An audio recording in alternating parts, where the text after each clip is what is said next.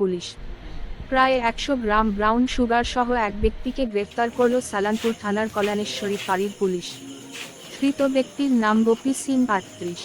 ধানবাদ ঝাড়খণ্ডের চিরকুন্ডার জুনকুদারের বাসিন্দা বলে পুলিশ সূত্রে জানা যায় ধৃত ব্যক্তির কাছে পুলিশ প্রায় ৫১ গ্রাম করে ২টি ব্রাউন সুগারের প্যাকেট উদ্ধার করেছে।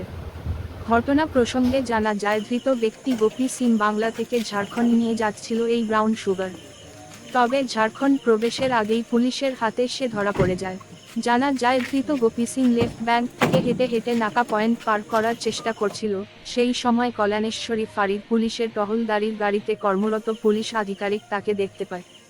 পুলিশের গাড়ি দেখে গোপী সিং পালিয়ে যাওয়ার চেষ্টা করে। পুলিশের সন্দেহ হলে তাকে তাড়া করে কল্যাণেশ্বরী পুলিশ বাগানের কাছে তাকে ধরে ফেলে। পরে পুলিশের আধিকারিকদের উপস্থিতিতে তাকে তল্লাশি করা হলে তার কাছ থেকে উদ্ধার হয় ২টি ব্রাউন সুগারের প্যাকেট। ধৃত ব্যক্তিকে রবিবার দিন আসানসোল আদালতে পাঠানো হয়।